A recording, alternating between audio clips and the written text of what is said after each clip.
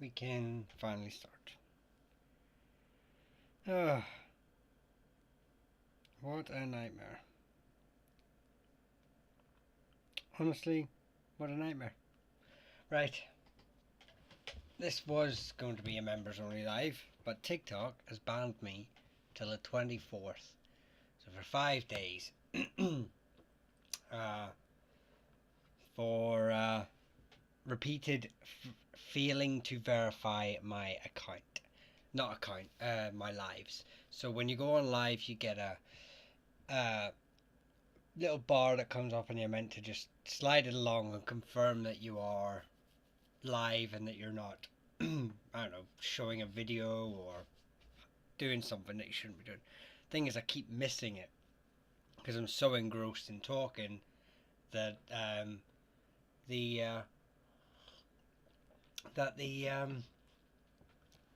and it keeps kicking me off. So and because I've had repeat infractions with it, they've now banned me for a week, which is frustrating since the channel makes most of its sort of money through TikTok,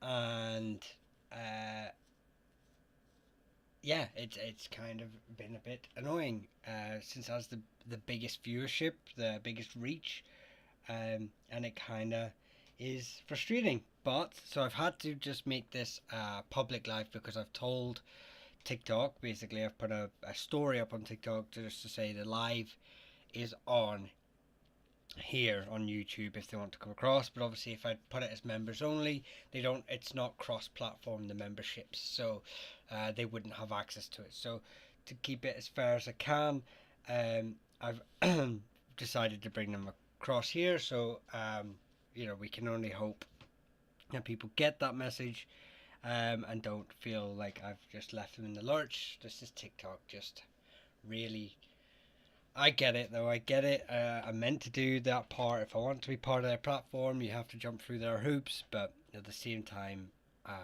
it's annoying to say that they have that security thing in place when it's not even every like people's lives. It's just like my brother streams, he doesn't have the same problem.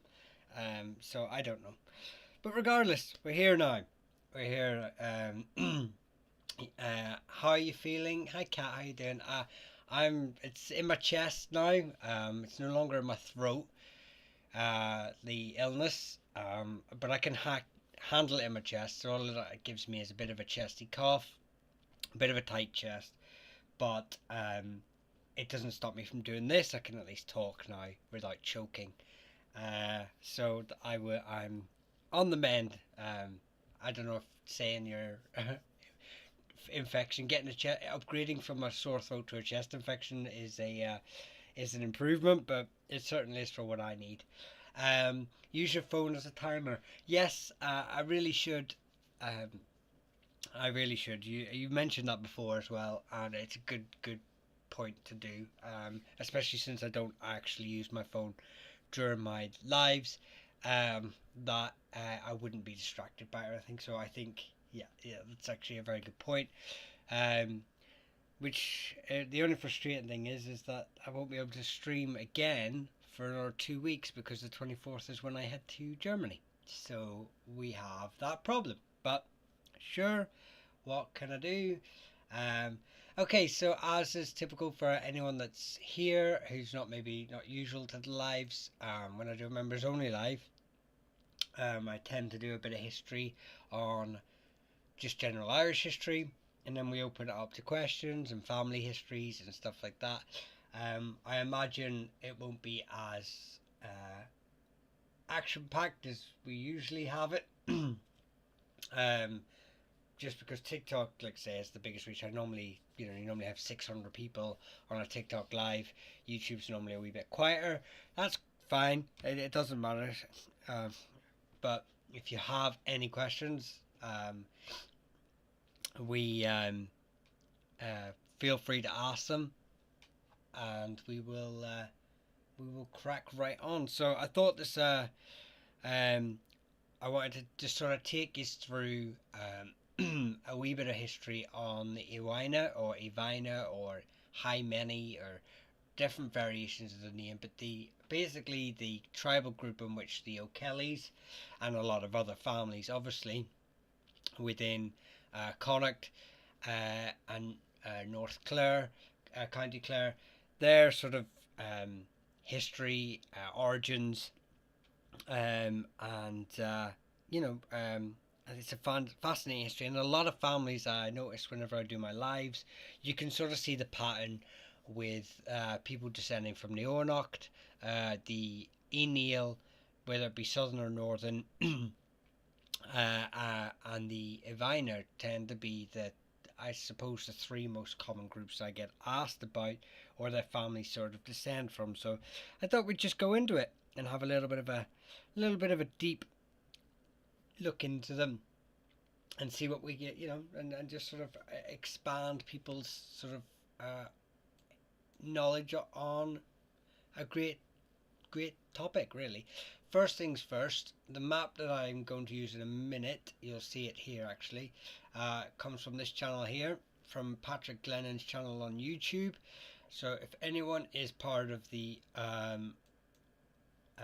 Iwina tribal group, and they wish to learn about their the Y-DNA project, Patrick Glennon, right, he's only put it as Pat here, but his channel is Patrick Glennon. So please feel free to check him out if you wish to learn more about the DNA project. So I will just put the credit where credit's due for the map, and this is the map. And then I've put a wee thing down here as well. There you go, Patrick Glennon. So I don't want to be, someone coming up to me later and be like, "Oh, that's off someone else's page." It is off someone else's page, but full citations have been given. No, I have not asked permission though. Cheeky, but it's a very good map. And I only found it about 30 minutes ago. But please check him out.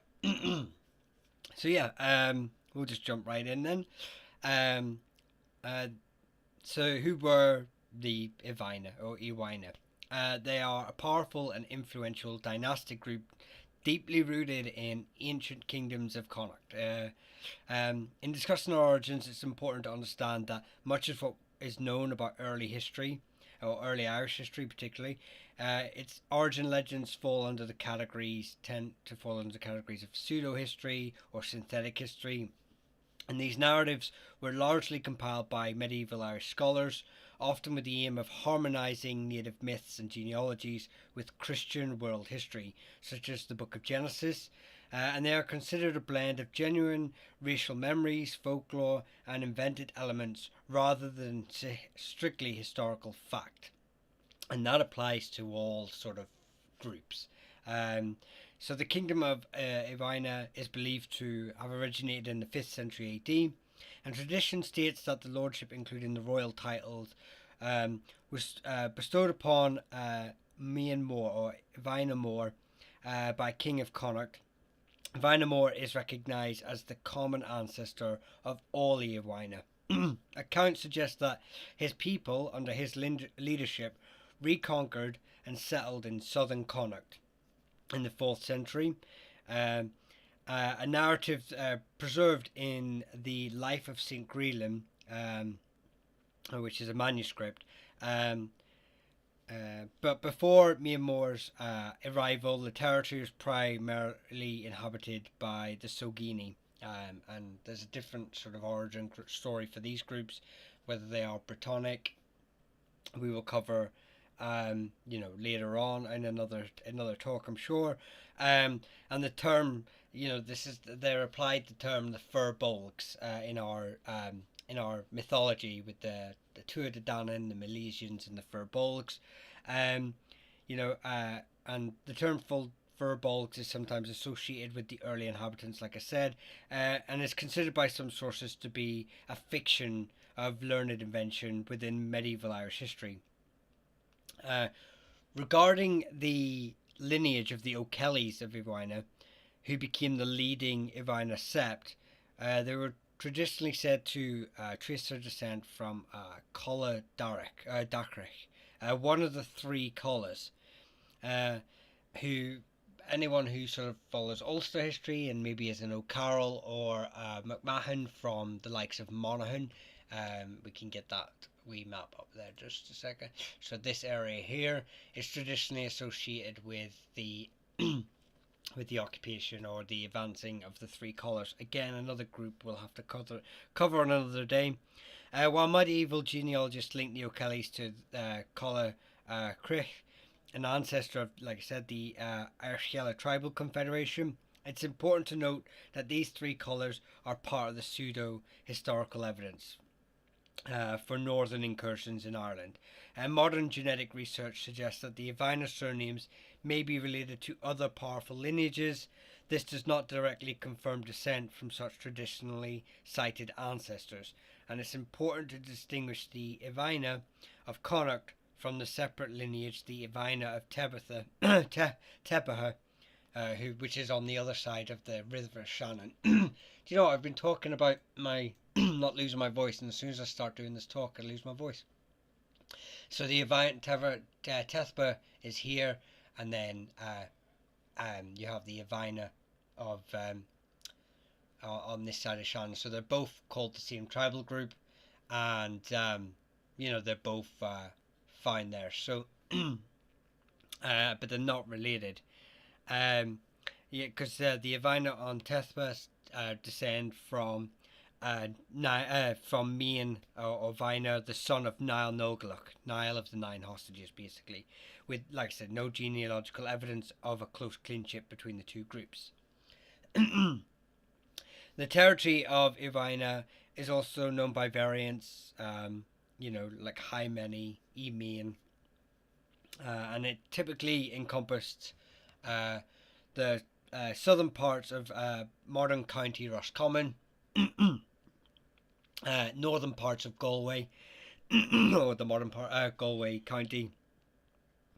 And this strategic location made the Iwina a marcher kingdom of Connacht and Munster border, like I said, situated on the Shannon River. So they were sandwiched between two quite powerful kingdoms. Major clans or septs within the Iwina, like I say, it comprised of multitude of families and septs, with the O'Kellys being the most dominant. Some of the other groups I'll mention here, but the O'Kellys were the kings of Connacht, and were the preeminent sept of the Iwina. Their lordship was was a significant political and cultural force in later medieval Connacht, and they were initially forced to migrate from their patrimonial lands into Iwina due to increasing O'Connor influence in the 12th century, but readily re-established their power base in areas like Callowloch and Kilconnell. The O'Maddens are recognised as chiefs of the Sill. So if we go back to this other map, you can see the... Nope, that's the wrong... There you go, the O'Maddens are here.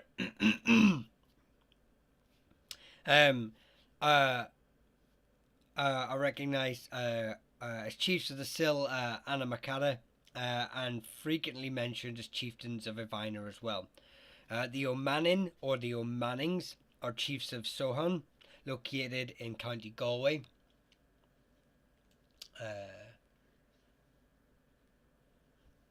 I don't know if Gannon has these on his map, but regardless, they are another group that existed, and they served as a traditional household military kindred for the Iwina, known for their loyalty in battle, apparently. Although I think many families could take that title. Their sub-chiefs were the O'Lennons, the McWards, the O'Scurrys, the O'Cashans, um, among others. The oh, there you go, Sohins here. There we go. Excuse me.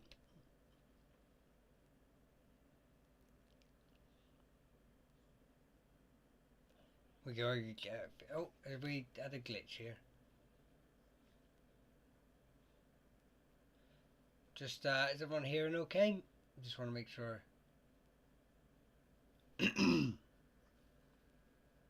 There we go. We're back again. I think we had a wee bit of a lag burst there. Another group were the O'Molalis or O'Lallies and the O'Nortons. These families were chiefs of Maine Moy or the Efiacre Finn, and a significant part of the Ivina territory in County Galway as well. Oh,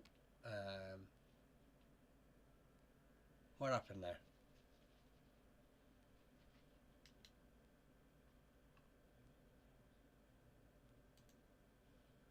I've seemed to have lost you.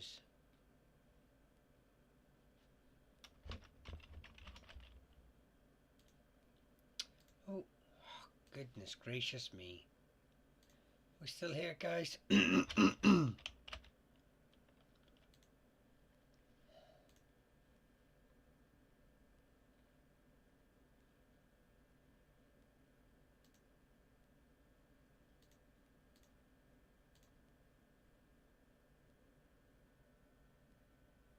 Oh, yeah. Yes, okay, sorry, I clicked the button. I've got a little button on the side of my mouse, and I clicked it and it resets the screen. Interesting, I didn't know it did that. Yeah, so we have, yeah, so let's go here. Okay, so we have also the MacEgans, chiefs of Clan Dermot in County Galway, and they are highly regarded as one of the sub-chiefs of the Ivina, and recognised as a prominent legal family. And there's the Egan's there. We have the O'Coffey, chiefs of Ecoffey, located in the Ivina territory. We have the O'Hoolahans, another chieftain family of the Sil Amakada, and they were sharing prominence with the O'Maddens. We have the O'Connells, who are chief of the region stretching from the River Green to the plain of Maine Moy, and they are listed as one of the 7 Orhi, or sub-chiefs of the Ivina. So like an under-king of the Ivina. We have the O'Finnegans, who are chiefs of Clan Fleming, or modern-day Clan Fleming, or Munta Coyneth, located in Moy Carron, County Roscommon. Trying to find out where they would be on here. I wrote this list and then I got this map. So, my Finnegans. So, Finnegan, I don't see Finnegan. There's the O'Connells. Anyway, they might not be on this map. He might not have every family on. Oh, there's Finnegan there, or Finneran. We have the Mulbrides, chiefs of Marfin and Breda near Athlone. And we have we have others such as the O'Roddies. But the history of the Ivina, from its establishment from Maine to the 5th century through the complex network of its powerful clans, paints a vivid picture of medieval Irish society and a dynamic interplay of its ruling families, separated from the broader legendary narratives created by medieval scholars. So, but this is, like I say, this is the group. But if you have any, what happened? Are you back? What do you mean what happened, Cat? Did we lose you?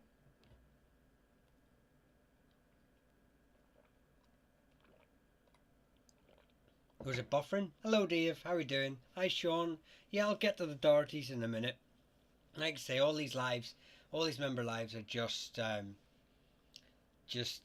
do a wee chat on the wider tribal groups, and then I'll do the names happily quite afterwards. Not a problem whatsoever.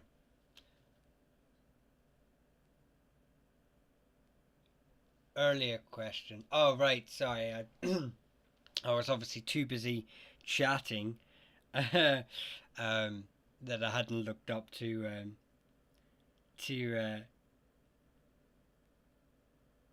you'd ask that question. Yeah, so that is the Iwina. Like I say, that's so Ivina. This group here, traditionally held by the O'Kellys, but as you can see, some of the families, some of these we've already covered before, like the Creehans, the Keens, the Morans. I've covered the O'Kellys of Kula, which are not related. Um, so, but as you can see, some of these names you will recognise from other areas. There's even Burkes here, which would be interesting to see um, if they're an Irish family that took the name Burkes. We have the Lynches, which have been mentioned before. O'Rourke's. As you can see, there's a lot of names that I've seen all over Ireland. Burns. Anyone who's followed the talks before will know, will recognise some of these names from other places. Sean, so there's Doherty's a variation of Doherty, just so you here. I do actually have a video on YouTube. If you actually put Doherty in, spelled like this, you will see it. They claim to be descended from Conall Golvin, who was like the son of Niall of Nine Hostages. And their first appearance in history is like, I think it's in the annals, this is like 1180. But they were lords of Inishowen, which is this sort of area here, this peninsula in Donegal. And they sort of held that territory till the 1600s, till about 1608 really, after their field siege of Derry. They're obviously sub-chiefs to the O'Donnells.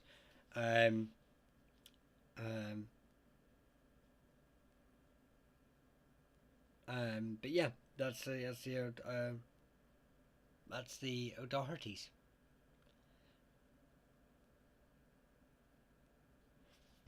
And then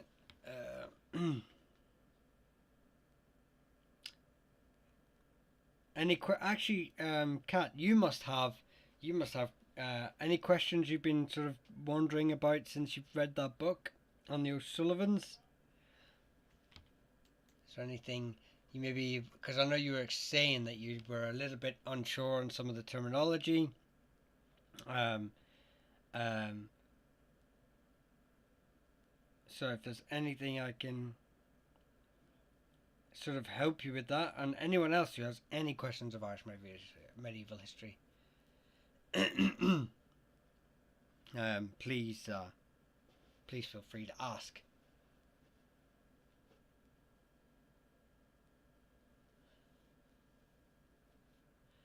Why the Aries included, weren't they across? So this like I say, this map came from let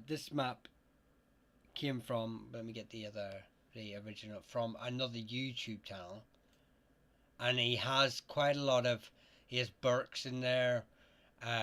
He has, where else did I see another family in here that was sort of, I believe the Wards actually aren't even from the region. They were a family that moved into the region. As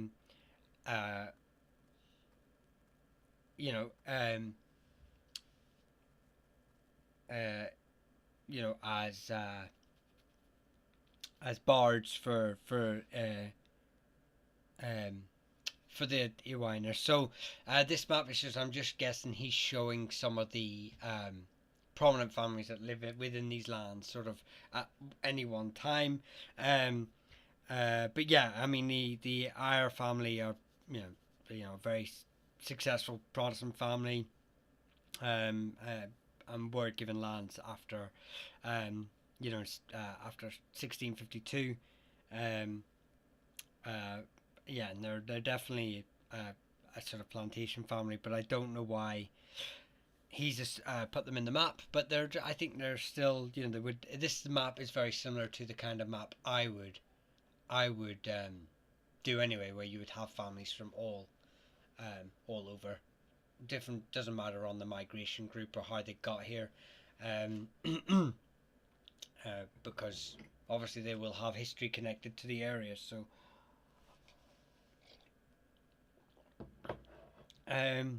just while I wait for a few, but hang on, my hang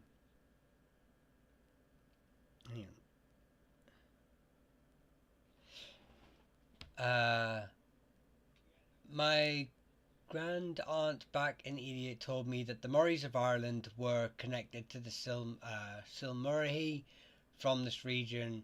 Curious about your thoughts. So, the Murray is obviously comes from the same variation as Murphy, and it can be found in. I do have a Murphy video up on TikTok, um, which sort of explains some of the branches that comes from Murraha, which obviously can be anglicized to uh, uh, things like Murphy and stuff like that.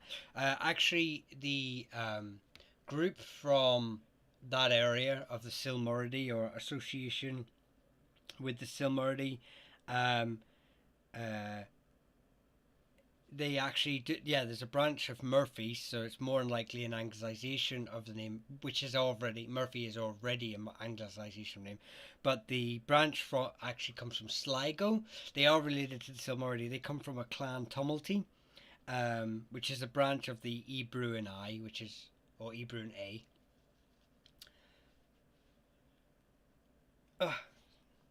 Make sure, wait for the signal to come back.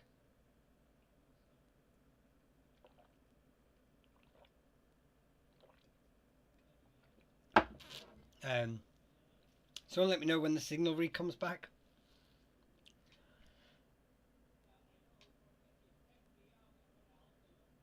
Any second now. Any second now. We're having a packet burst again. That's because, do you know what? I hope we're not. Um,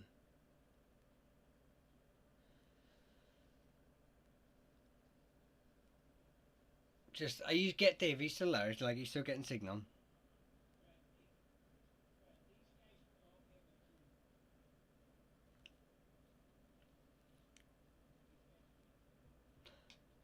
Any second. Signal is shocking here.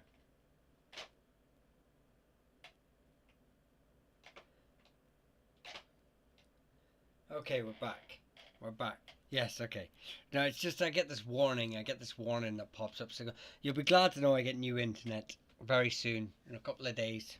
But until then, we have to put up with this one. So yeah, as I was saying, the Ebru and I. So yeah, they can't descend from the same branch as the O'Connors. They claim descent from that Connacht King, Murakada Mwiluhan. Like I say, it makes them related to the O'Connors and the McDermotts. There is the O'Farrells used to have a clan Murphy or Murica. Uh, they were part of the O'Farrell Bui or the Yellow O'Farrells.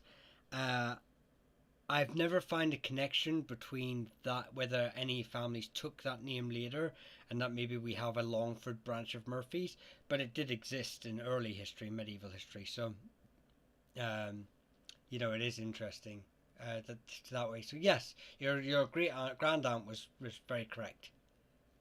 There is a branch of Murrays that would be an anglicization of Murphy, that would be an anglicization of Murica. So yeah, it's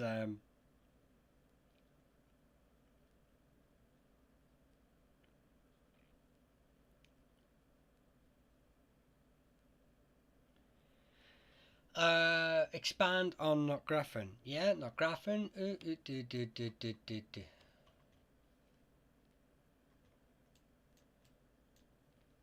This is a. Just give me literally 2 seconds here. Let me just. Hey Ernest, how are you doing?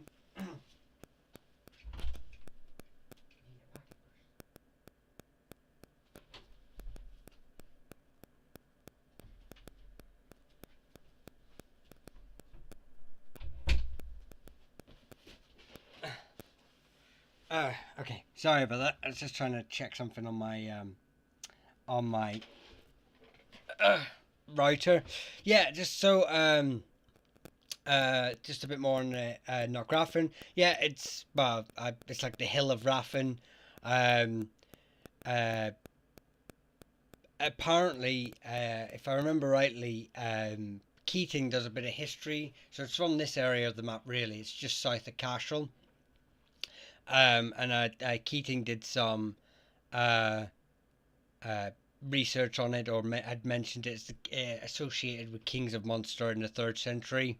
Um, and it's, if anyone goes to Cahir, it's only a couple of miles from there, really. It's just yeah, it was known as like the regal houses or the royal seat of the kings of Munster. Um, and actually may have early associations with the Ely. The O'Carrolls of Ely, the tribal kingdom of Ely may have early associations with this area as well. But obviously it became the uh, uh, associated with the as the principal estate of the O'Sullivan or the O'Sullivans, obviously who descend from Fineen. Apparently related to Falvey Flan, the ancestor. But I think genealogy kind of confirms it. But in their traditional narrative, they say he's the elder brother of Falvey Flan, who's the ancestor of the McCartys. Um, uh, and it's often associated. In early history, is written as like a beautiful location, like the beautiful hill. Um, uh, and they held it until I believe it's somewhere in the late 12th century, till they're pushed out by the O'Briens. Um,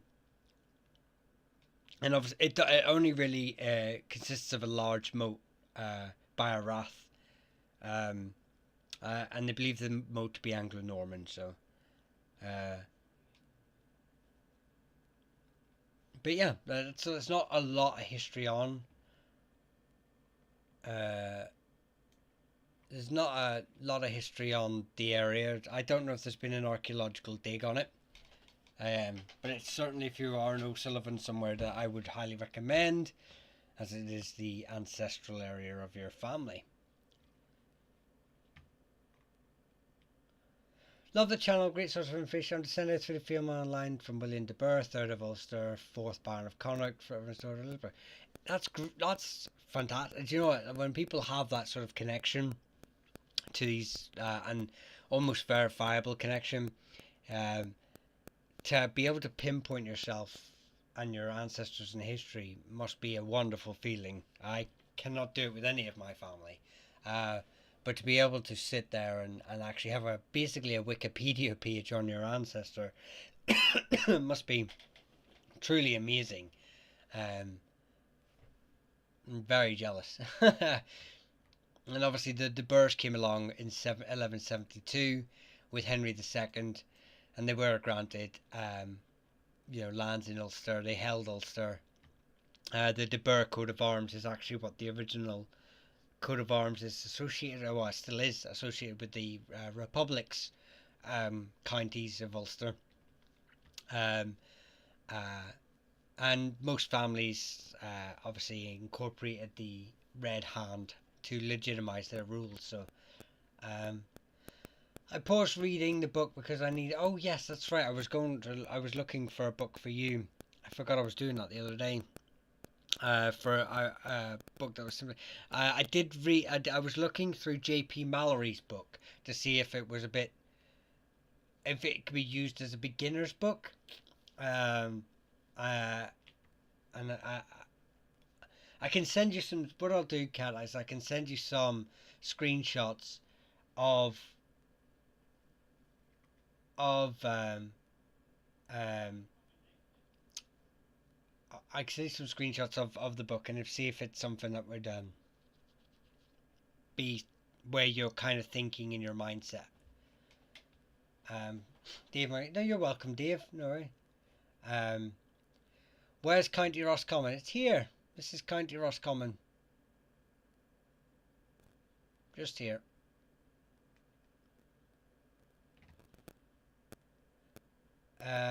In relation to this map. Oh, yeah, sorry. Yeah, in relation to this map. Yeah, it's here. So, um,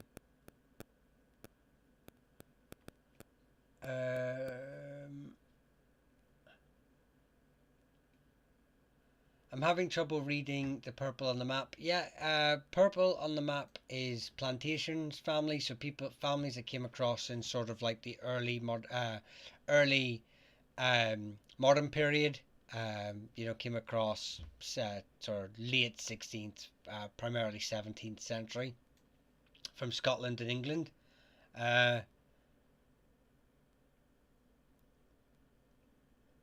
And here's some of the families that you sort of see that would come across and do that. So Eric, I hope that's a bit better for you. This obviously list isn't exhaustive.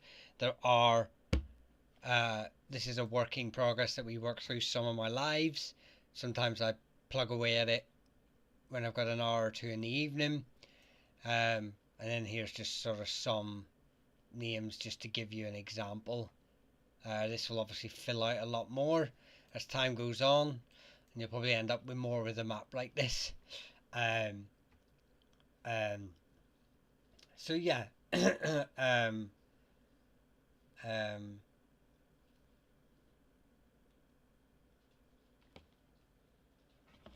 So I hope that sort of makes that a bit easier for you.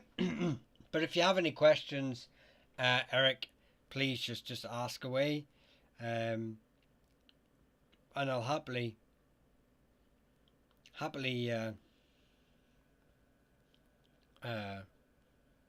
sort of give you an explanation of it, or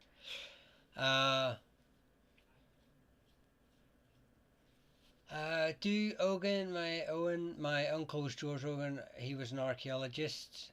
Yeah. So I'm not gonna lie, Silver. That looks like uh,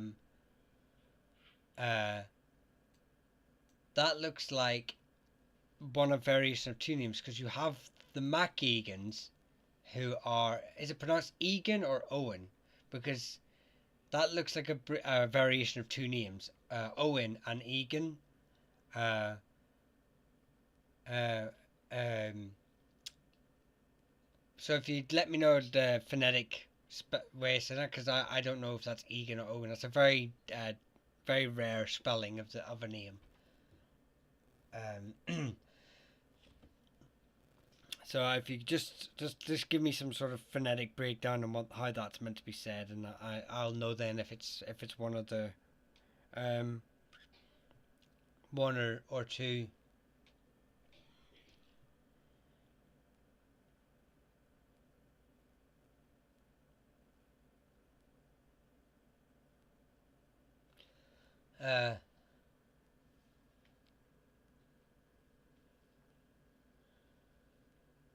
Well, whenever your comment comes back up, I'll There's a delay on the comments, remember, people, just so I have time to answer questions. So when I get to it,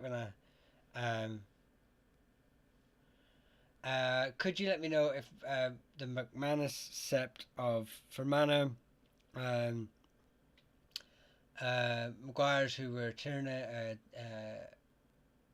of Knockguinea and Maya Upper Loch Earn, were descended from Cancalla like the excuse me.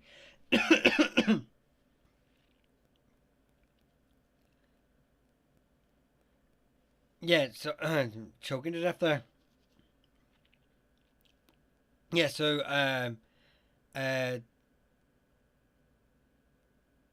Are you just wanting to know like if they're descended um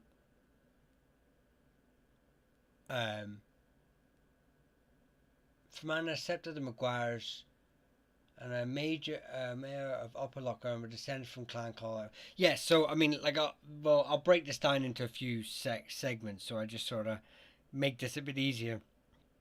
Um, so the three collars sort of is pseudo history. Obviously, it's not actually taken into, it's not taken as a literal um, origin story for the family. It's just a traditional narrative.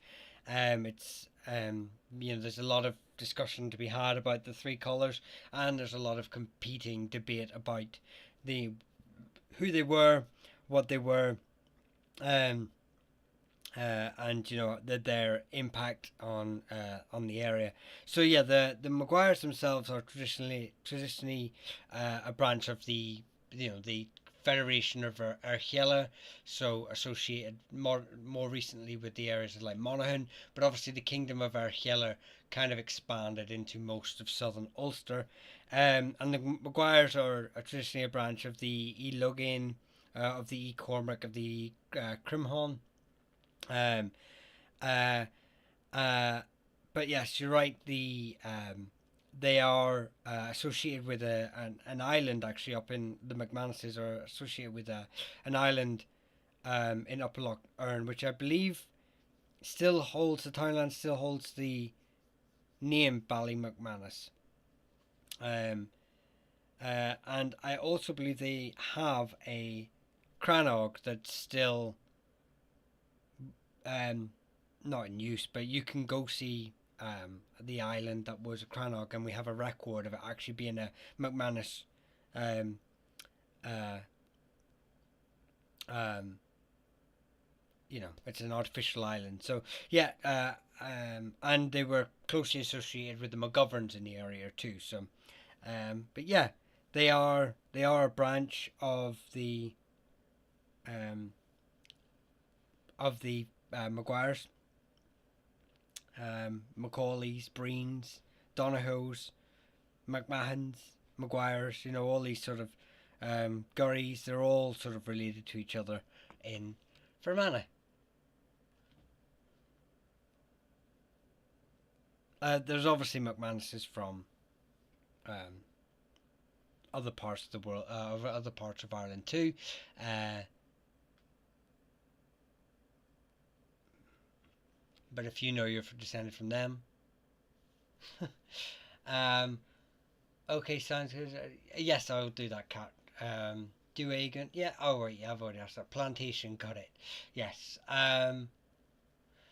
I've had a hard time reading it. Okay, if purple isn't showing that, I thought purpley pink would show up a bit clearer on the background, but if it's not showing up as clear to read, then maybe we'll think about changing that. Um, and we'll make that a bit clearer for people or maybe I can just fade the background. Um, uh, and make it.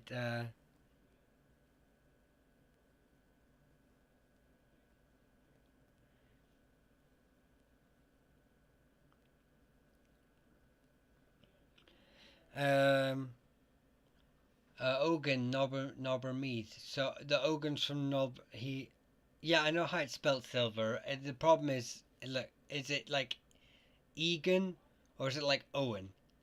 So, because like I say, I'm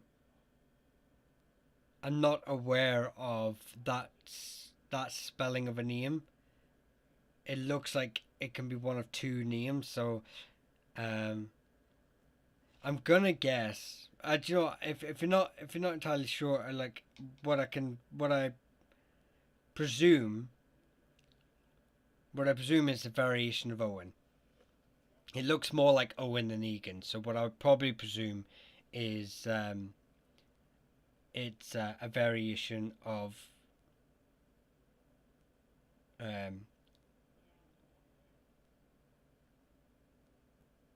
of Owen. So if that's the case, we'll go for that.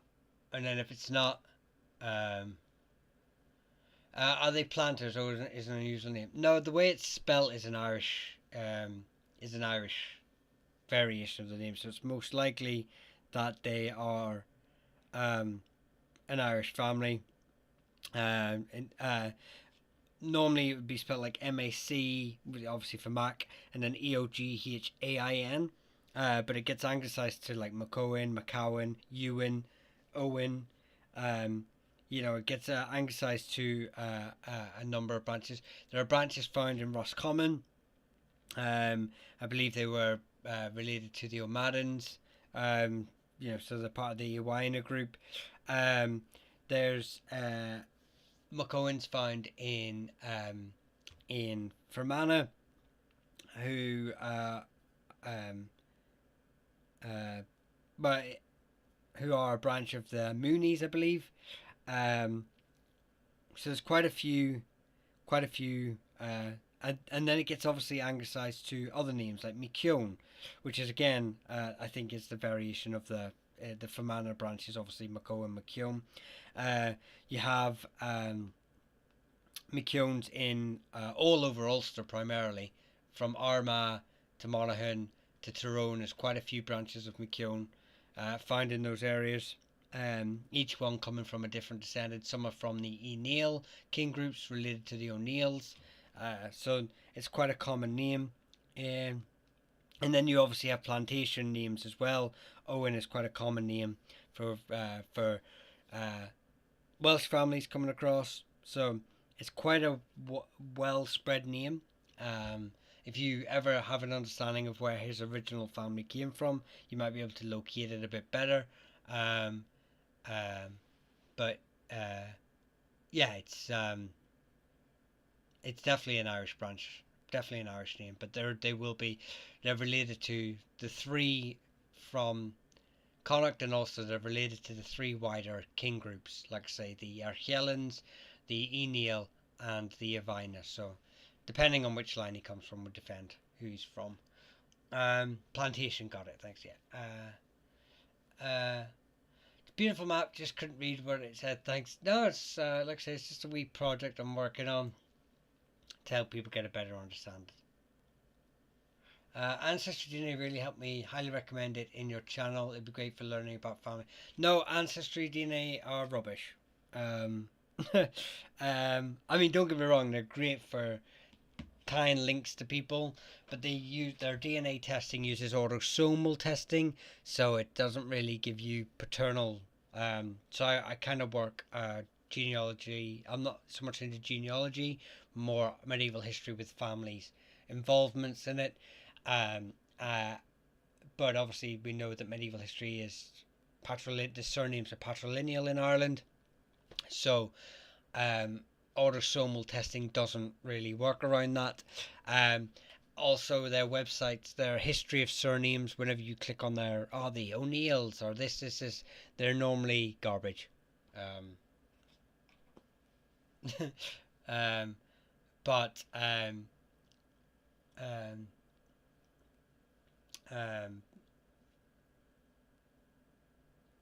hello, who cares? It was probably spelled Owen. That's what I believe it was.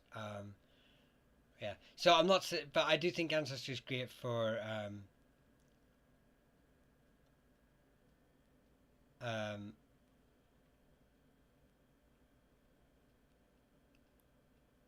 that's just my interpretation of Ancestry. If anyone else has a better, like, I've had fun with Ancestry. I wouldn't say don't use it at all. But I certainly would just be careful. Don't be relying heavily on it.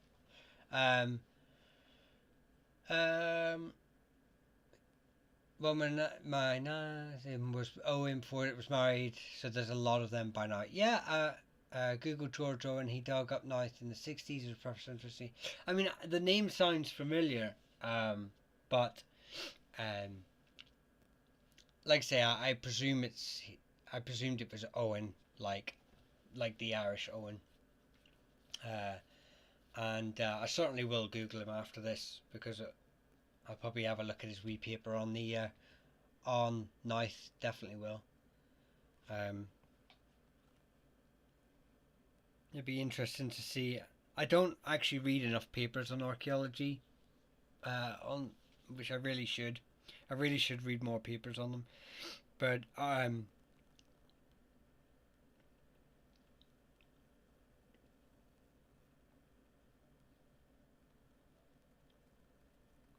is butterfly?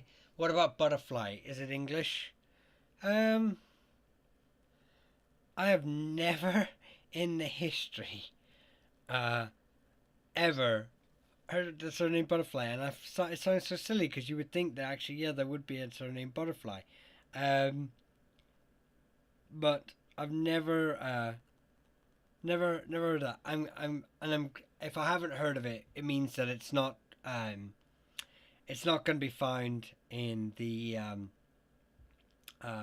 Scoil na Gaeilge, a National Folklore Collection, of anglicised names from Irish names. And if it's not there, then I would say there's a good chance it is of plantation stock, since that website stores 3,500 names, of which I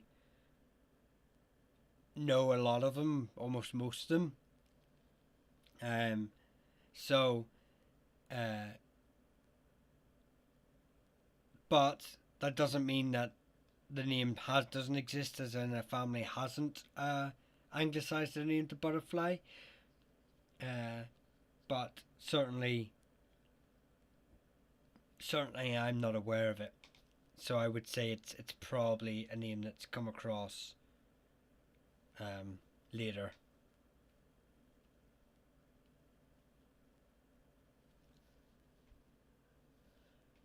Thank you. McMahon is from this area. I'm currently gathering as much information on him as I can trace our line back to the 18th century. I know the chieftain helped compile the annals of the Ulster. Um, did they? Didn't know that. That's an interesting factor. I did not know that the. I mean, I know the problem is the annals are all compilations of you know of multiple works over multiple generations. Um, um, so yeah, there's a lot of names that appear through them, and some of them are um, not recorded. So, and then some of them are attributed to other works that aren't theirs. But that's interesting. I did not know that. So I will definitely look up that too. Um, you know, I mean, the family is a 14th century family. So they're quite a late addition in terms of branches of the but it's still possible. Yes. Um, if using Ancestry, you have to follow up doing by research to it. If using Ancestry, you have to follow up doing research with the data that it gives you. Uh, um, yeah, I mean that's it. You don't take it for bait. It's a good stepping stone. Ancestry is a great stepping stone for people that are hoping to uh, learn more. Certainly, if you have an interest in it, it's a great stepping stone. But like anything, everything you learn has to be researched, and then that needs to be researched. Peer-reviewed sources, check out their sources, check out what they're referencing, check out the citations. You know, some of it involves a bit of critical thinking and questioning, um, and I would always say, you know, keep questioning it. Don't take it verbatim. It's why that whenever I try to explain things to people, I will use the terms like traditional narrative instead of just saying they are this group, they are descended from. Because we know that families were artificially grafting themselves to others. You know, there were families that were O'Neills, there were branches of the O'Neills traditionally in their traditional stories, but actually they are adding themselves to that. They're grafting themselves to that. The Archellans did it. The Ullids did it. tried to make themselves part of the Neil tribal group. Many did it. The O'Rourke's and the O'Reillys did it with the Ebruin. So yeah, you've just got to be careful when it, and don't take it for absolute verbatim what you're reading, because families have agendas, they have political motives, they have survival in mind when they're doing things. Yeah, ancestry is just a great stepping stone. Which DNA do you like the most? I quite like FTDNA. The problem with it though is that it needs a male ancestor to do it. Not male ancestor, but male relative. So like your uncle, if you're like, I'm obviously male, um, so I can do it for my family. But say for you, Kat, for argument's sake, if you wanted to find out what branch of the O'Sullivans I know you already know, but for argument's sake, what branch of the O'Sullivans you're from, or even if you really were an O'Sullivan, you would need your father. Well, obviously, God rest him, he can't. But I mean, just for again argument's sake, or a brother, or an uncle, someone who descends from your direct line, to do that. But when you get the information from FTDNA, with that male Y DNA testing, you get a clear image path of descent from father to son, father to son, father to son, which is important because, like we say, surnames are mostly patrilineal, so it's obviously being passed down from father to son, father and son. But it also does, the site also does mtDNA, so you can do mother to daughter, all the way back as well. Uh, and so I quite like FTDNA, and they try not to be so family specific. It's these, all of we family groups are on the website are family run, so rather than just a generic site running it. Oh, Butterly. Butterly. Sorry, I don't know why I read that as butterfly. Um, I have no idea why that came out as as butterfly. No wonder I haven't heard of it. Just sitting there like, I've never heard of butterfly, and poor Silver sitting there like, what the hell are you on about? I've never even mentioned butterfly. Again, although saying that, I have heard of Bodilies, but I've never. Again, it's not a name that's on that database. So, um, again, it is probably. I think it is a plantation name. Um, uh, I'm mostly associated with the with Leinster. I've seen it in records in Leinster, but most of those records were from the 18th century. Leinster, sort of North Leinster. Most of those records were from the 18th century, so I can't say anything about when they came across. But yes, Butterleys is most likely a plantation name. I'm trying to get recognition of Clans of Ireland so we can claim an honorary title of chieftains and be officially recognised. Clans of Ireland is a great concept and website, and does some amazing work on. I would say it's almost something that Clans&Dynasties tries to mirror, but without their stuff is very academic, and I feel when you go that academic, you miss such a large portion of people. So my Clans&Dynasties ethos has always been, you get those garbage websites that appear when you type your surname into Google, and then you get those academic sources, and my sort of aim has always been try to be the middle ground between the two, in the sense that, but I only use the academic sources for my research, but then I just sort of simplify it just a little bit better, so that it encompasses people who aren't willing to read, or don't understand, or don't know the terminology, or maybe I get it, because some of the papers I read are just. I'll tell you a really good example. Paul McCotter's book Territories of Ireland is one of my favourite books, but it is a hard read, a very hard read. um, but it's one of my favorite sources to use for absolutely everything.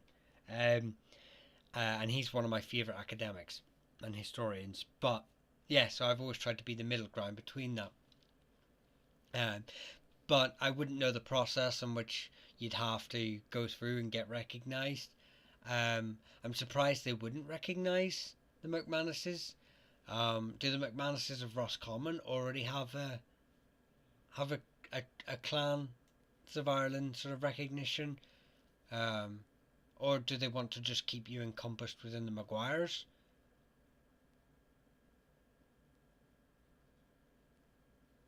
Um, that'd be interesting though.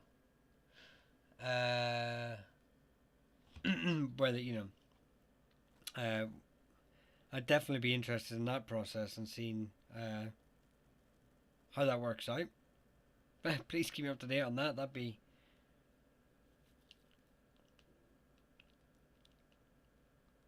Um, Gooley from Tipperary. Yeah, Gooley. Well, to be fair, Gooley. I'm mostly. Um, they're found all over sort of southeast Munster. Um, they're literally found everywhere. um, but yeah, they are definitely associated with Tipperary. Are you wanting to the tribal groups? If they're Tipperary, the problem with Tipperary is that it's obviously early. It's early Oanocht. Then the O'Briens come in, so then it comes later Dalcash. Then you have the Butlers that come in, and they actually move families from Kilkenny into the area, into strategic areas. Uh, so like the O'Mearas are moved from Idua to there because the Butlers own Tipperary and Kilkenny. That they're found in. So a lot of families have like the O'Mearas. The O'Mearas in Tipperary claim to be Dalcash, and for a long time people believe that. But Dr. Paul McCutter puts a very good argument that they're actually they're actually a Kilkenny family. Um, and you know, I think that doesn't it mean like long-legged or something comes from Gavla. Um, but like I say, I'm not aware of their like tribal groups or anything. But they're the three that would happen in Tipperary. They're the three. Tipperary's quite a migratory uh, family base. A lot of these families are come from even Mulryan. Apparently they come from Leinster. They descend from the O'Ryans. So, um,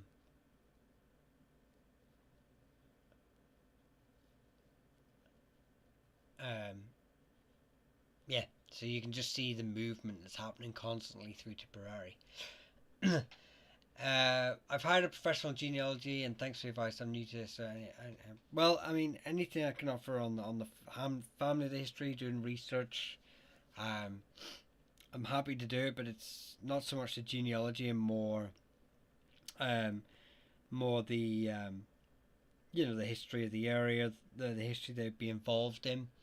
Uh, I mean, obviously their history is going to tie in quite well with the Maguires in general, rather than uh,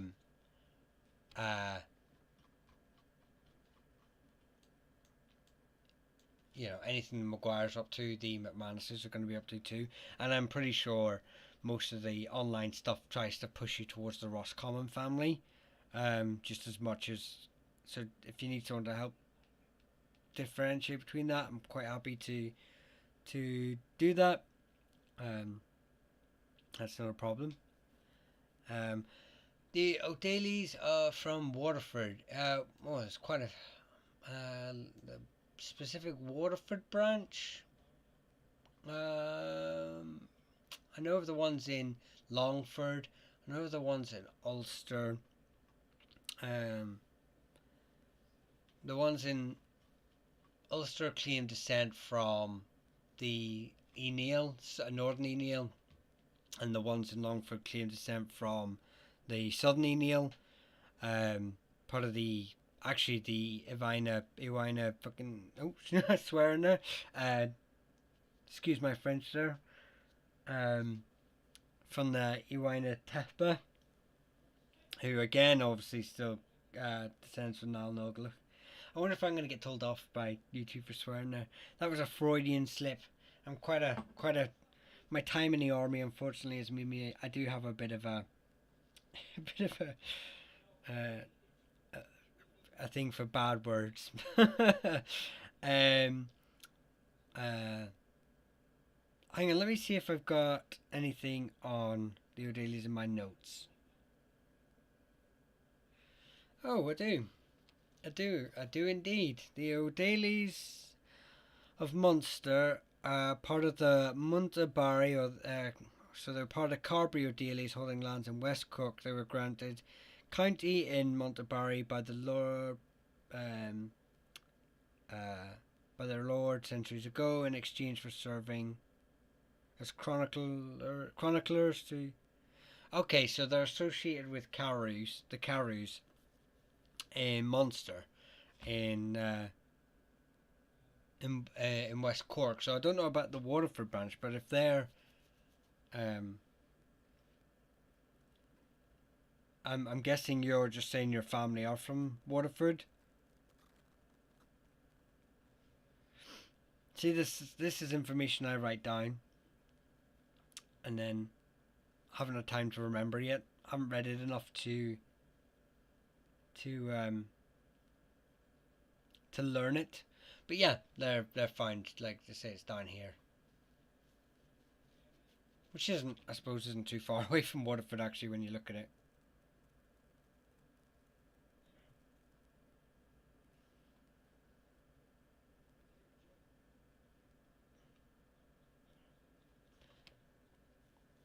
I mean, to migrate up there wouldn't be too far. Anyway, I've just saved that O'Daily thing there, just on my for my next read again tonight, with looking at Owen's work and looking at McManus's and then O'Daly's. I've got quite a lot of reading to do. Okay, man, that's cool. I wish I had the funds. I would do it. I'm pretty sure the O'Sullivans would already have a Clans of Ireland. Would already have a Clans of Ireland uh, association, being such a big family.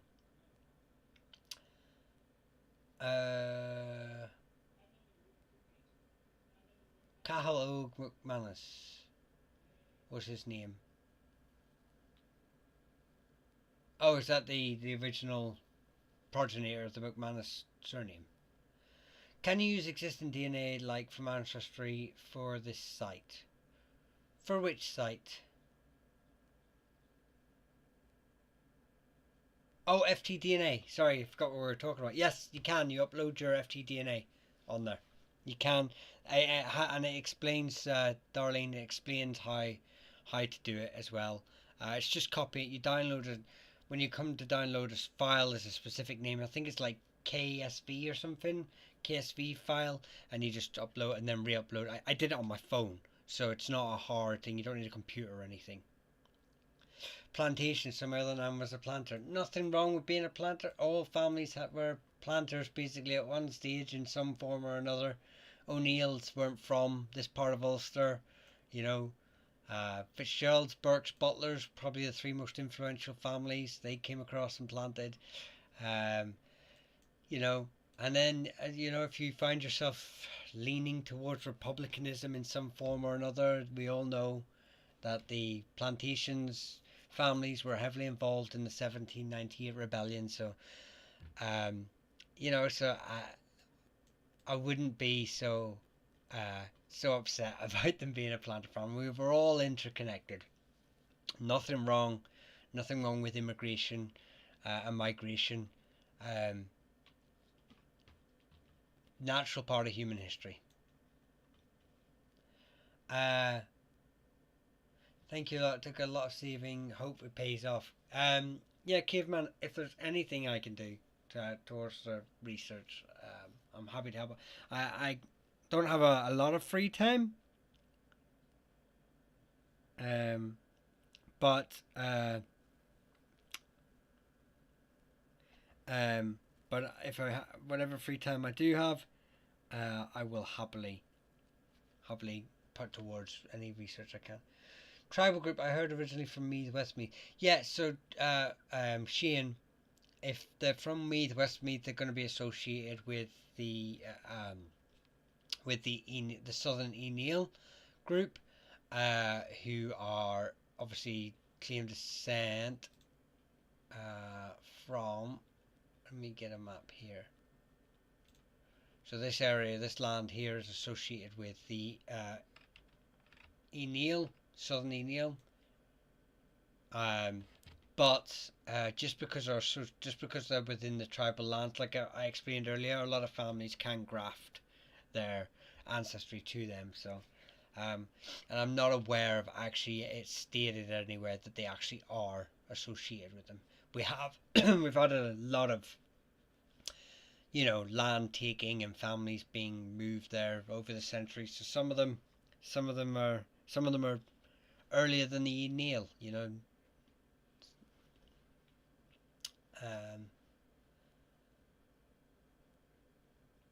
Can you put O'Cahan on the map in Coleraine? Thanks. You have O'Kane, but that's not it. I have O'Kane because I do various. I don't write all the same name in the area. I try to do different variations, or the most common spelling in the area, rather than O'Cahan. So O'Cahan would be closer to the original pronunciation of the name, or the spelling of the name, and therefore wouldn't be the most extant version of the name. Which means that when people who are coming to my channel are seeing that, they're not believe it or not, a lot of people don't understand. They're looking at their own name. Even when if I was to spell the McDonaghys here with just one C, a C instead of the Mac, I spell it Muck, and they see McDonaghy, they ask me, is that the same as McDonaghy? And so to sort of help people understand that, I have to try and put the more common spelling of the name. But I certainly can put them a variation of it there, not a problem. We'll do it now, actually.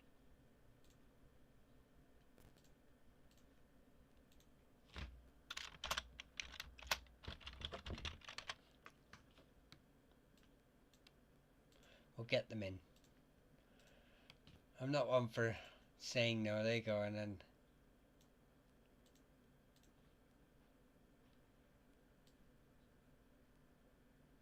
no, they won't fit there. Okay, there you go. O'Cahan, O'Cahan. There you go.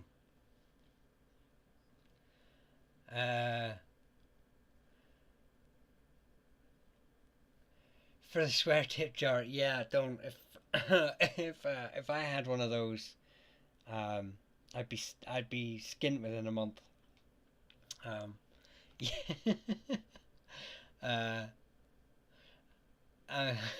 Imagine how much I could. Yeah, I'm a pretty.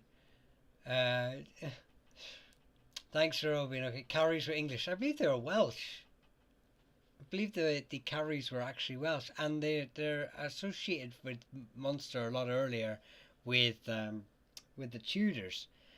We also have the Carries, who are the Carries.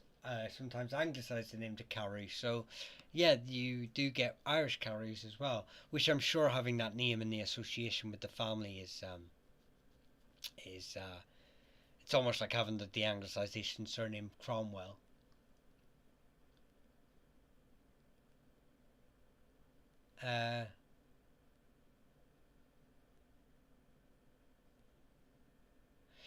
Can surnames pop out of nowhere and not related to other tribes? My parents are Murta and O'Connell. Males in families are subclades of YMT.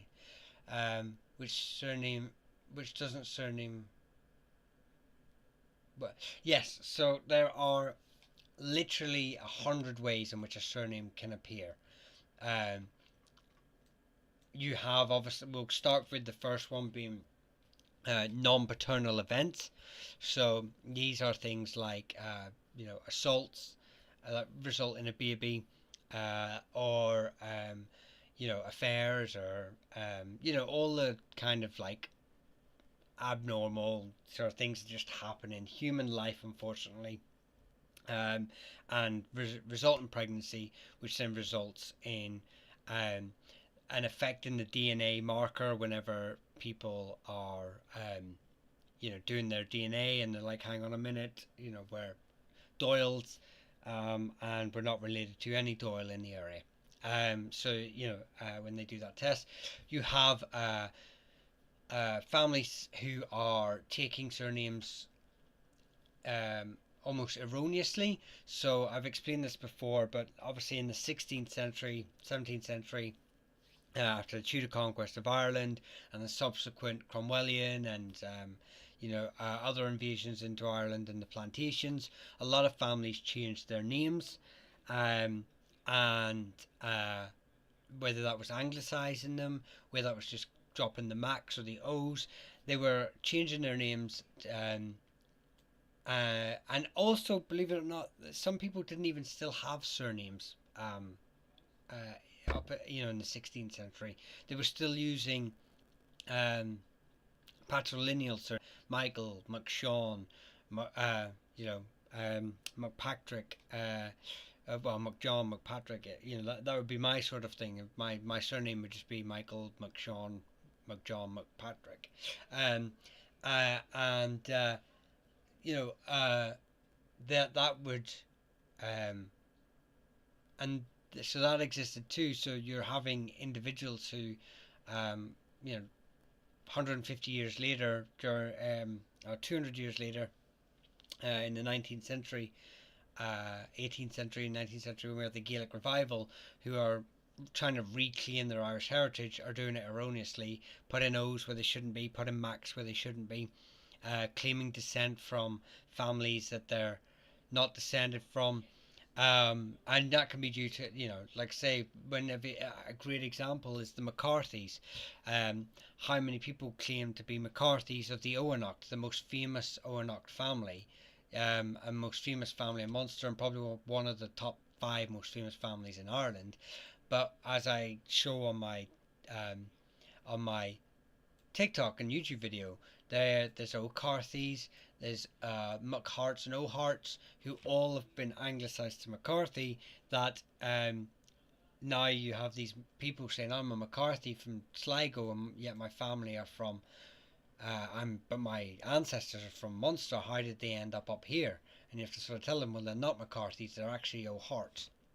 So as I'm saying, so you and then you have clerical errors as well, and a shift in translation in English and Irish, when like O'Donnell, the original Squelga or Gaelga sort of Irish D was actually spelled with a C, so that would have been O'Connell traditionally. So then you think to yourself, well, I'm an O'Connell from Sligo. Could I possibly be just basically be an O'Donnell traditionally, So you can say, and that's just one of many how it can happen. So surnames can just pop out of nowhere, and then there's obviously a million families that just never got recorded because you can't record all these little branches that just exist. Little farming families sitting here. We have families down here. I think there's a branch of O'Gara's, and they own Ballina, and there's a list of families in Ballina, and they get one mention in medieval records. So this list of families get mentioned, and that's it. We know they exist in the area. We don't know if they carried on existing in the area, if they got deleted, or and suddenly, um, and surnames disappear as well. So, but yeah, they just this list of families around Ballina under the O'Garas are not all even related to the O'Garas, and that's it. They just get one mention. So you can imagine the families that existed just outside Ballina who never got mentioned. um, in 100 years, we will all be called Muhammad. Well, who cares? It doesn't matter.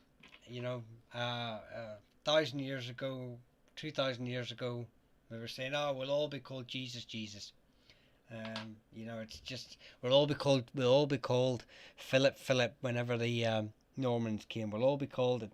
Yes, human nature, migration. But I can tell you right now that statistically that's impossible in 100 years, even at the current rate of migration. So you're safe if that's really how you feel. But um, I think the whole rhetoric that we're seeing on immigration is not for me. So. Um, but then I grew up around a lot of immigrants, so uh, I'm happy enough. And my mother's an immigrant. She's English. Um, Top of Derry was called O'Cahan before Ireland was Ireland. It was clans. O'Cahan held the O'Neills with the Vines below, Maguire's beside them. No, what? The top of Derry is called. No, Ireland was called Ireland thousands of years ago. Well, I mean transit. It was actually Ivernia, Hibernia. Um, you know, it gets a lot of translations, but uh, Era, Ireland. They're all basically interlinked. In the same way that language is interlinked. O'Cahan territory was actually not called O'Cahan territory. It was called Cianachta before, and they actually took um, the land Cianachta from the O'Connors. um, so yeah, I mean that's the older tribal group that was in the area. The O'Cahans are a branch of the Neil, who obviously come from Donegal. Um, but it is an old name for the area, that's true. And the Maguires are down in Fermanagh. Yes, Tudors, my apologies. Cromwell was Welsh too. He was originally, that's correct. Cromwell was, well, he wasn't Welsh, but his grandfather, I believe, was Welsh. Yeah, he took the name Cromwell from, I believe, from an uncle, a maternal uncle, who were quite a well off landed family in the Huntingdon area. But yes, his family is traditionally from Welsh descent, that is correct. From, I believe, the Kingdom of Dyfed, if I'm not completely mistaken. But they are from a princely line of the Welsh, that is 100% correct. Uh, Man of Clay, that.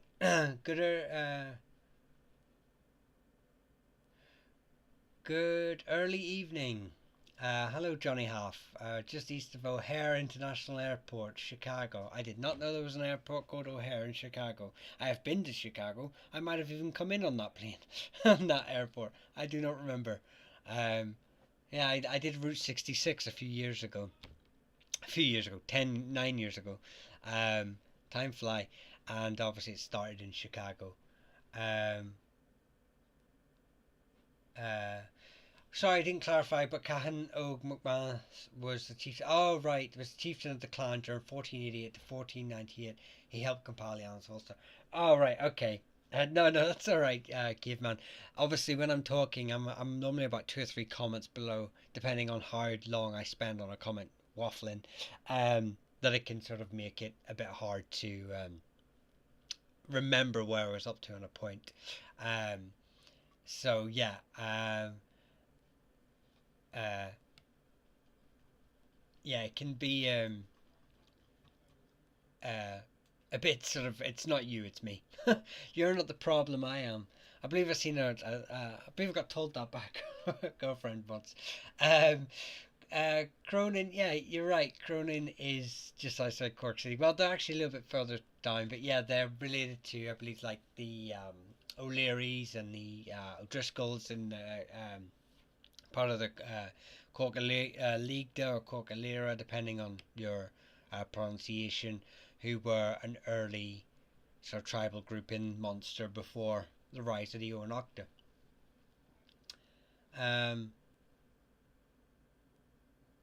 There were also Ivana O'Rourke's who were unrelated to the Brefna.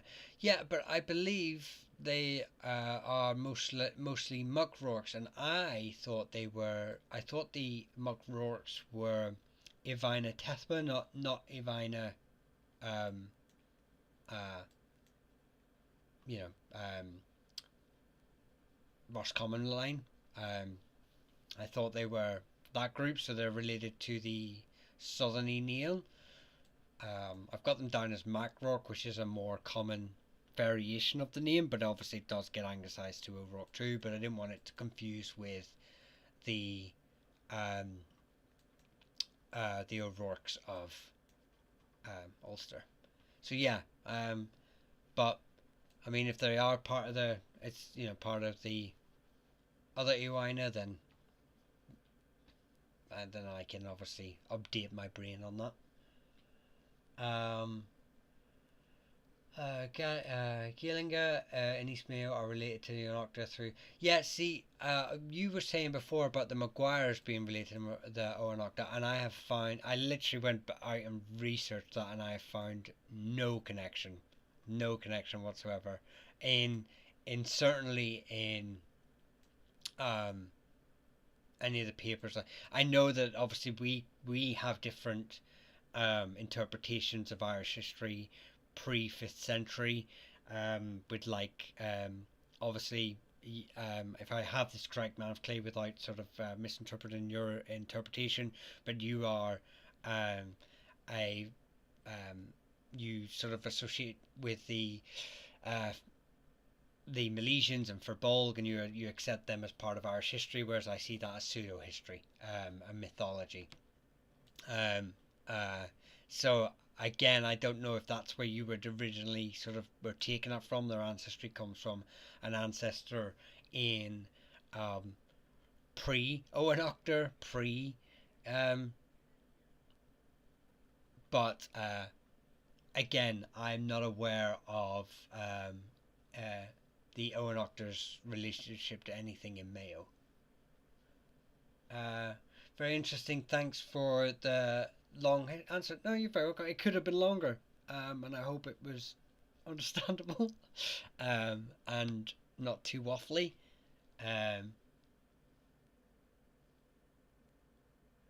There's maps out there that say different. Okay, net.O'Carron above O'Neill's, Maguire's is below, and Divine's. I work with 20 migrants. My barber's rocking. My barber's Kurdish. Very great guy. So here's a map. There's maps out there. Yeah, maps. Even this one, I would not trust maps. Maps are very simplistic. In fact, most historians will tell you they hate maps. They are too simplified. They miss out so much context. They are easily misinterpreted.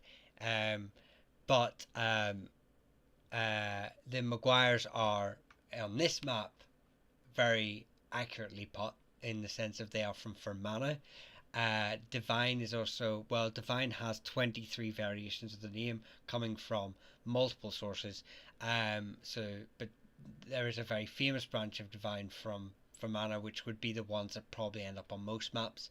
And the O'Cahans were part of Keenock to Coleraine, so this is the area they're associated with, on the very tip of Ulster. At a push, you could maybe say they owned down to north of Lough Neagh, purely, and I'm only giving them that much credit because the McCloskeys are a branch of the O'Cahans and owned a wee bit of land here, but they but like I say, they did not exist in this area before the 8th century, because this land here was Keenock territory, Keenockta, and not part of the Neil, which um, obviously started to expand out of in a show, and in between the 5th and 7th, well, really in the 7th, 8th century, that's when you sort of get a major push through. And that is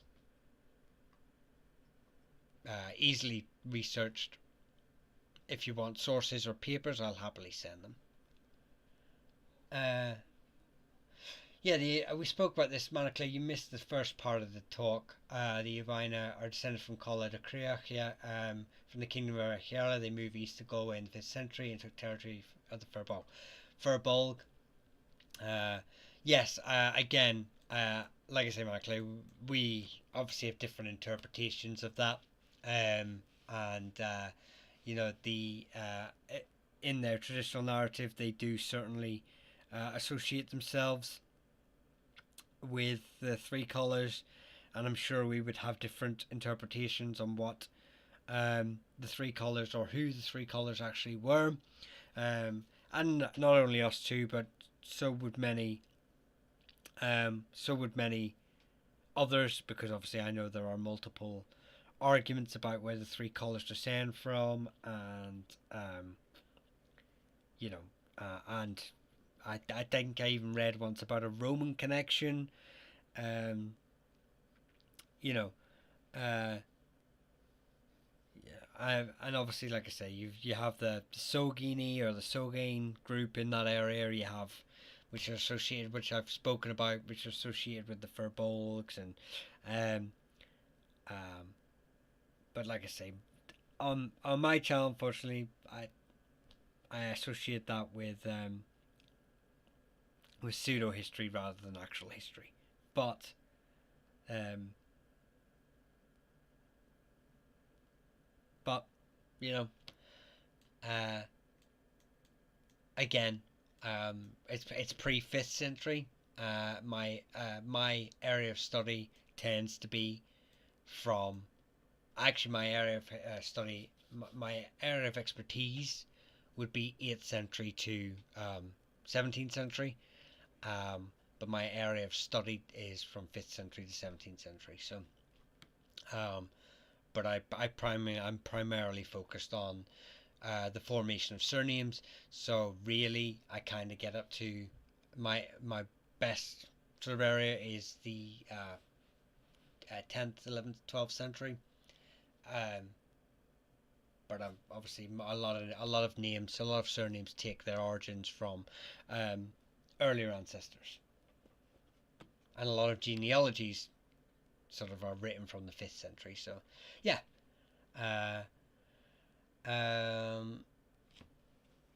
So it's a bit, you know, it's a bit and so, like I say, we are going to disagree, I suppose, ultimately, on a lot of stuff, I suppose. Early history. Although I think we would tie in with a lot of things too. I don't think we're going to disagree on everything. A lot of our history is interconnected, and you know, and at the end of the day, just because I disagree doesn't mean I'm right. Always willing to be um,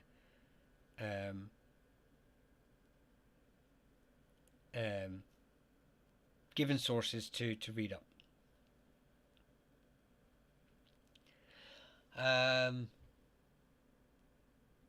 It is recorded in the story of Saint Great. Yeah, I referenced that earlier too. I already referenced very early in the talk. I referenced that manuscript in the talk, and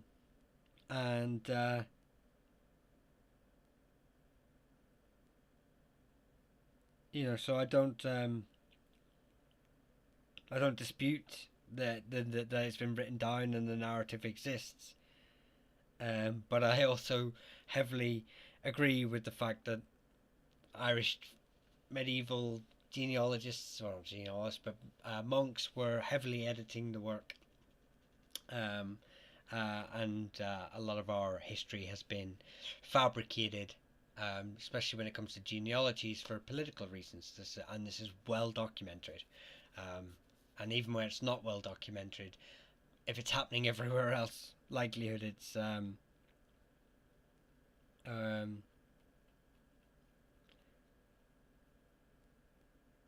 you know, is I can't remember what I was saying, but you know what, it doesn't matter.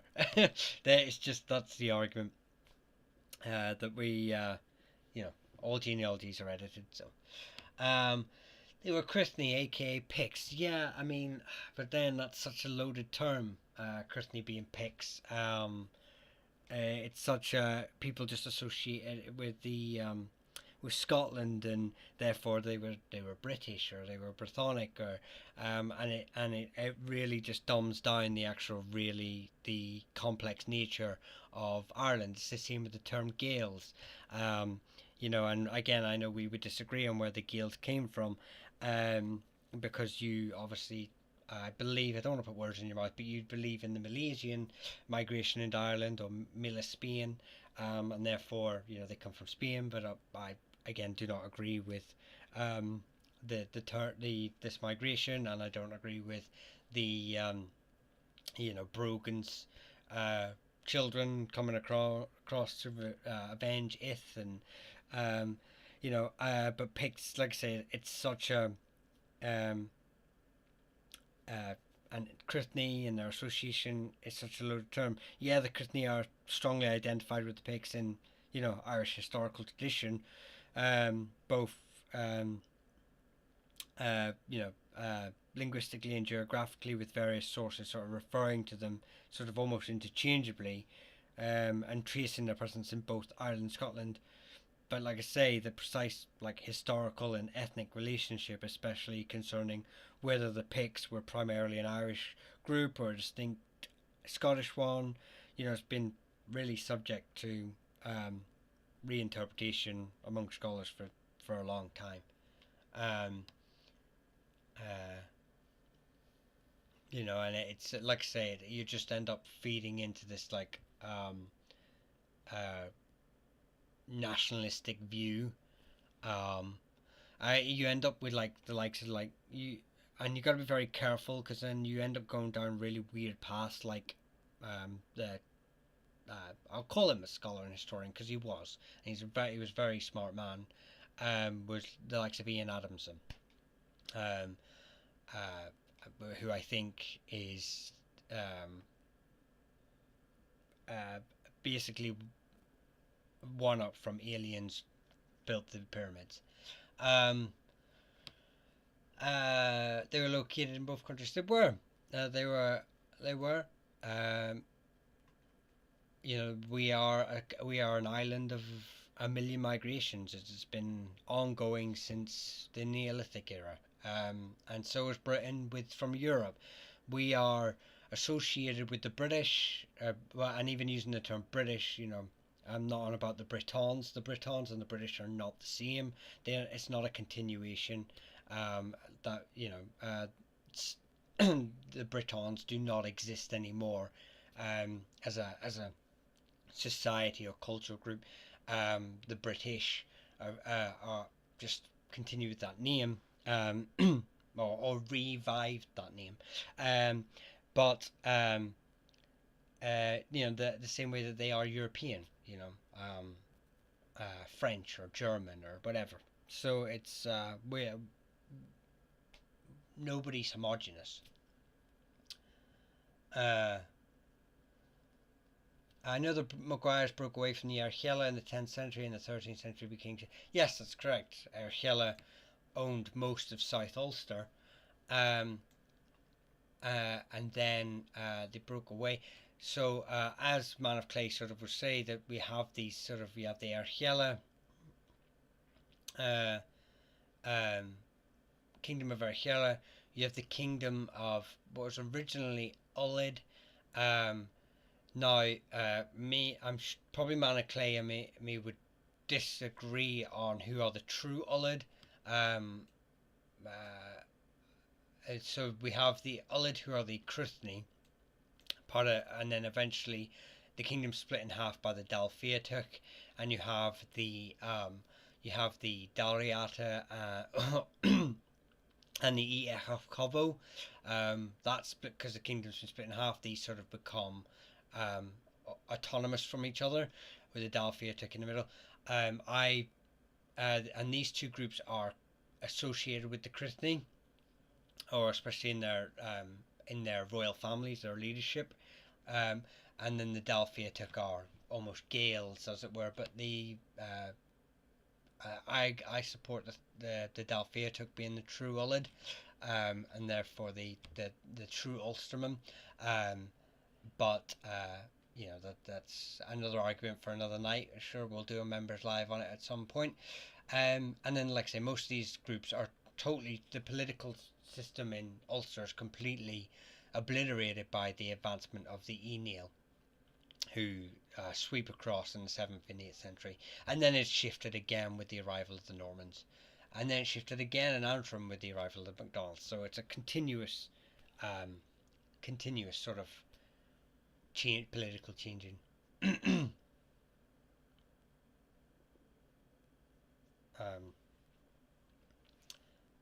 but yeah, Scottish Gaelic word for picked is Crythnig, exact same as I. Yeah, like I say, I don't disagree with that. These are Brythonic groups, that have come across. They're associated with. I think the earliest is what, 4th century BC. There's the earliest associated migration into Ireland. With the Gaels apparently being like around the 5th century BC. And then obviously that's a why, but it's I think, actually I think it's they get the Crythni is like between the 8th and 4th century BC, and then the Gaels is somewhere between the 5th century BC and the 1st century AD. That's their earliest and latest sort of areas of supposed migration. But I mean, regardless, the of their genetic links, it just goes into a whole nationalistic argument. But obviously, very quickly, whenever these groups meet, the Crythni are speaking Irish. They're adopting Irish cultural norms, and they're changing their family trees to become, well, when I say Irish, that's another loaded term, especially when you're talking about early medieval history, but or Gaels, as it were. So yeah, it's I'm sure I'd be happily to do a talk on a proper talk on the nationalistic arguments, but and how problematic they are, um, and um, sort of pitfalls to avoid, which I walk into all the time, which is very easy done. Although the Ogham stones were primarily located in Ireland and Scotland, there's quite a lot though in South Wales as well.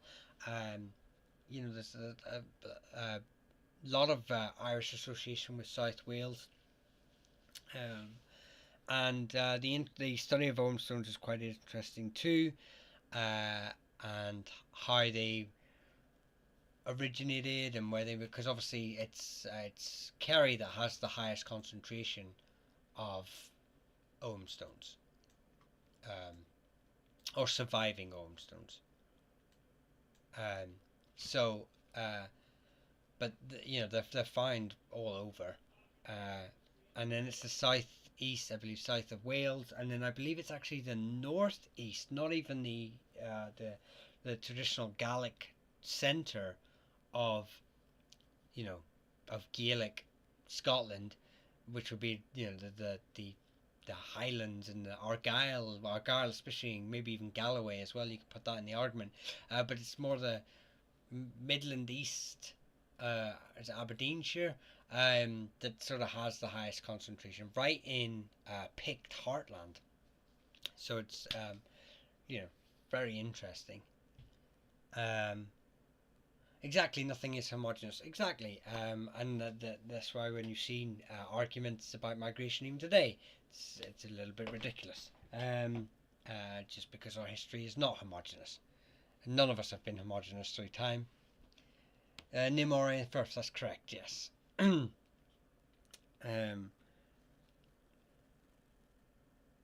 but it's yeah. These it doesn't matter who these earlier groups were. Um, yeah, Moraine Firth. I knew I was right. It was up that way. I thought Moraine Firth was a little bit more down, but um, but yeah, it's nothing. Nothing. This is when everyone's saying like, oh, the Gaels. We like I said, where these are. If you look at any genetic study, where the funny thing is that the Irish refer to anyone on the island who was born on the island. Doesn't matter where you came from. The Fitzgeralds to the Irish were Irish. To anyone who came across here and was born here, all through the medieval era, all through it in the annals, any Vikings come across, born here, Irish. That's it. They didn't view you as a foreigner.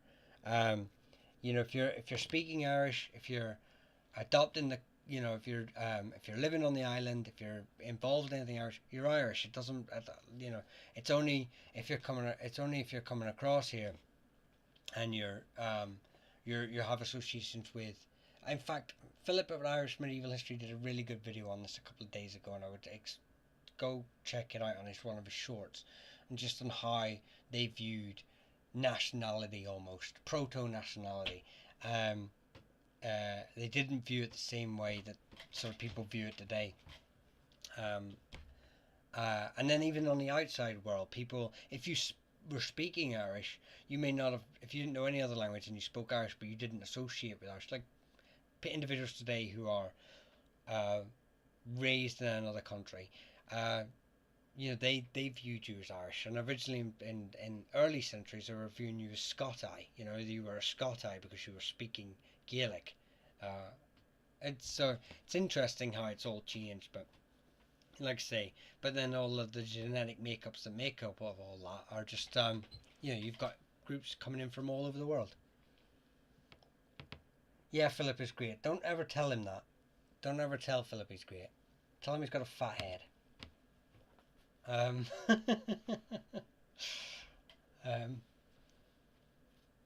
No, Philip is great. He's for a man that's completely dyslexic. Honestly, that man, if you were to read his his dyslexia and everything on paper, and you think there's no way that man could be as smart as he is, and he is just so intelligent, and well worth the follow. Even if he mispronounces a few things, or he doesn't get his sentences quite right, which makes me laugh. But for a man to have that sort of, I wouldn't say disability, I don't think that's the right term, but to have it stacked against him, and he still manages to push on through, and he's such a clever man. The Dacia Irish tribe invaded Wales in the 5th century, and how the Ormstones were there, and they also made the Kingdom of Diffid. Yes, so there's a lot of Irish kingdoms associated with Wales. You also have the Gaul Gael, the Viking Irish, or the Norse Irish, or Hiberno Irish, Hiberno Norse, Hiberno Scandinavian, or Scandinavian Hiberno, whatever.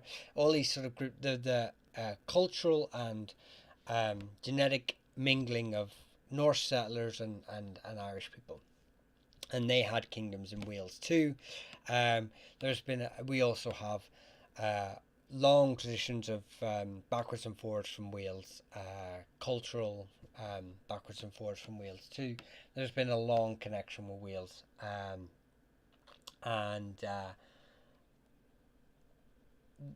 I believe the Ormstones are associated with the groups like the Dacia and the Leithin, both who sort of pushed across and set up kingdoms.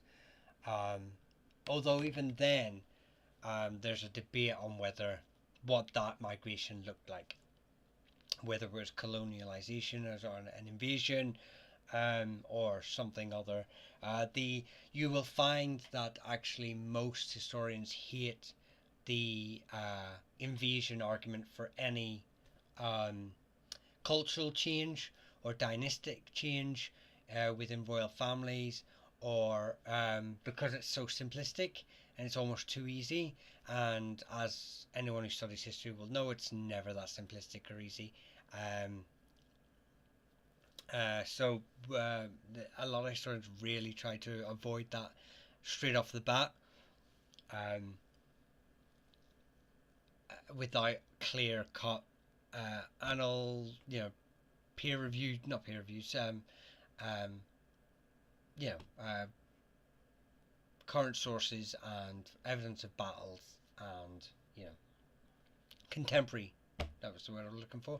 Contemporary sources and evidence, archaeological evidence of battles and etc. Then clear cut evidence, but like I say, even the argument, we for years we argued that the Dalriada kingdom of Scotland and Ireland was this invasion that went across, and then now obviously recently we're starting to look at it a lot differently. Although it still supports that in a lot of ways. Dr. Campbell put through some great arguments about how it was more to do with 1 million microtransactions between the Kingdom of Dalriada and Ulster. No, between Ulster and Scotland, 1 million microtransactions sort of made up this Gaelic sort of world between Scotland and Ireland. Um, a lot of his arguments are uh, sort of refuted by Wolfe and by McSparran, Doctors Wolfe and McSparran, but it still opens up a very good argument and very good discussion. The Dr. Cormac McSparran still sort of argues the invasion through archaeological changes that happen in Ireland at this time, so that it seems most likely that the Irish or the Gaels did invade Scotland and bring Gaelic culture into Scotland, but at the same time, I think all arguments are fair, because it's maybe a mixture of a lot of things, not as so simple.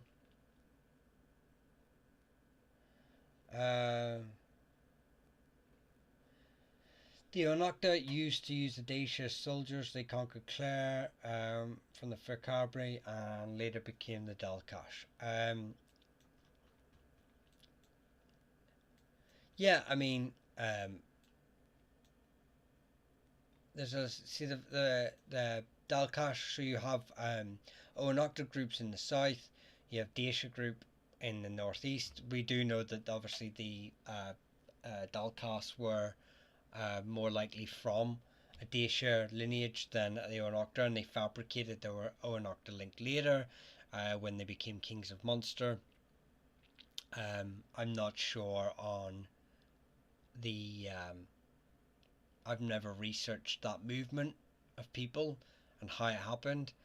I'm always a bit skeptical of that, but it's because the evidence has been so genetically modified by the O'Briens. It's just like, how do you find out the actual truth? But it's still interesting.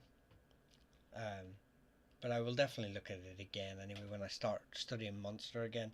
At the minute I'm in Ulster. So when I come back to Munster, I will.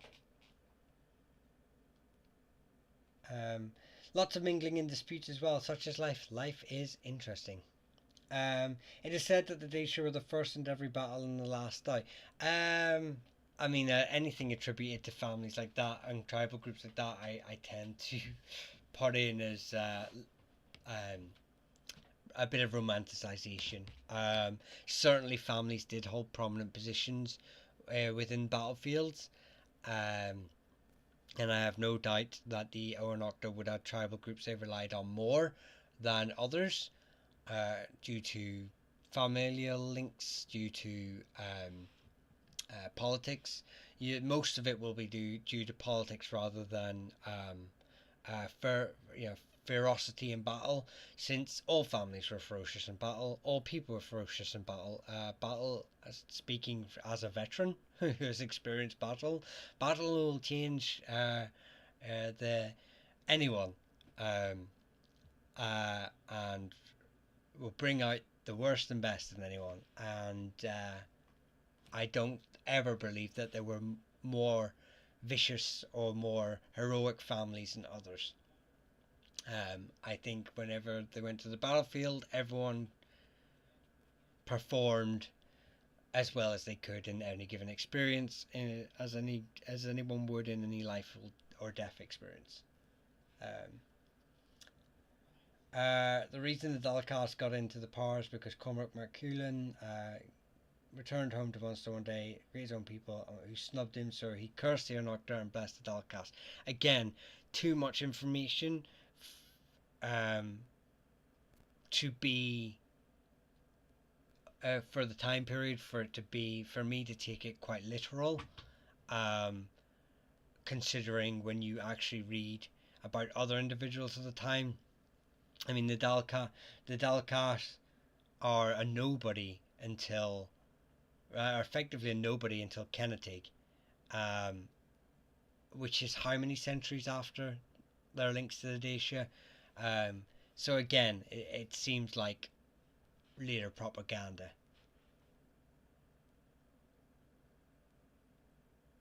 However, the Dacia were especially good soldiers. However, they were said to be bad and cruel men, according to St. Columba. Again, anything St. Columba says about good or bad individuals, you're taking that from more of a religious context. So actually, if they're bad and cruel men, it's probably because of their association with the church, not so much, or Columba's political manoeuvrings. And his links to the Ken O'Connell. So you have to put that into context too, rather than them actually being cruel or bad men, what it was their association with the church and Columba's teachings. Because again, Columba's church was rivaling other churches that were expanding. Clonmacnoise, look at Clonmacnoise, look at Armagh, look at Iona. So it's just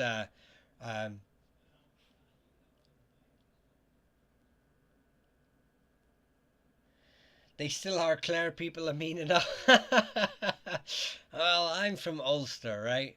And uh, uh, coming from a traditionally Catholic background, I mean, I would maybe say others were meaner.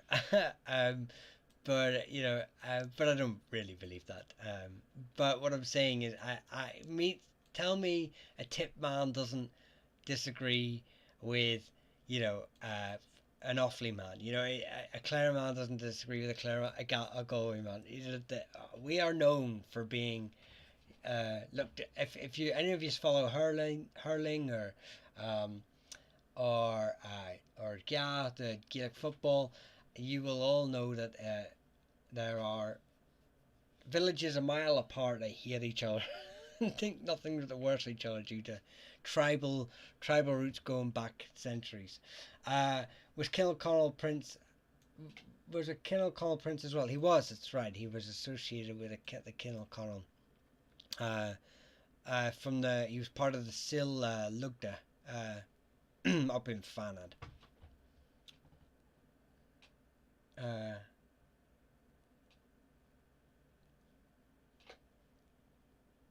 He said that because they burned down his monastery and killed monks.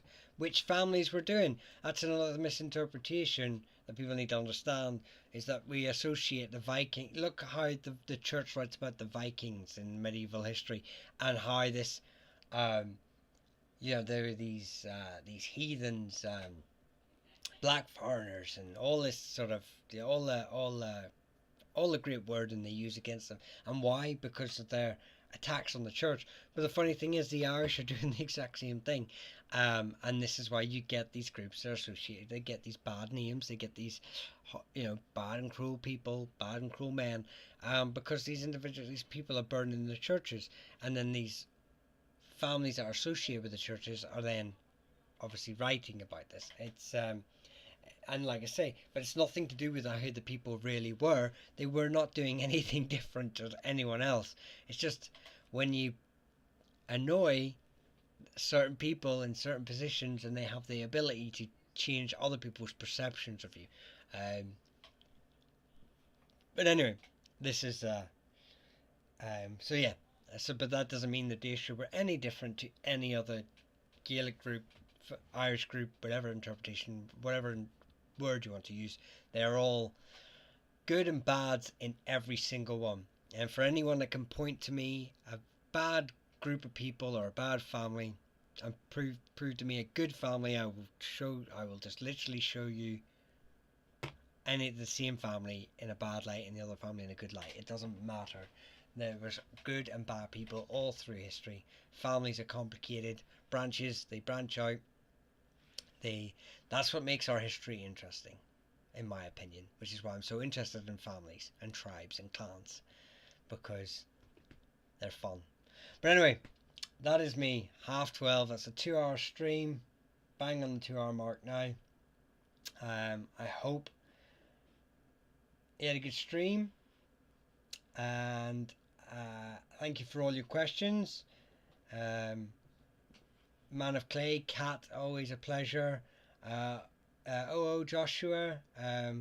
Sorry, Josh, I did not see that question now. I do apologize. Well, how old are the Uilleann pipes? I actually don't know. I don't actually study music in any form. But I know they have medieval records. There is a very famous artwork on the Uilleann pipes. I might actually do a bit of research on that. I'd be very interested in doing that. So I will actually probably do a video on that soon enough. Dave Murray, thank you. Sean, Johnny, thank you very much. Darlene, Silver, great. Shane, thank you all for being here. I really did have a great time. Caveman, and I will see you all on next week, and hopefully I'm feeling a bit better. No more chest infection, no more losing my voice. You did well despite the cold. I know.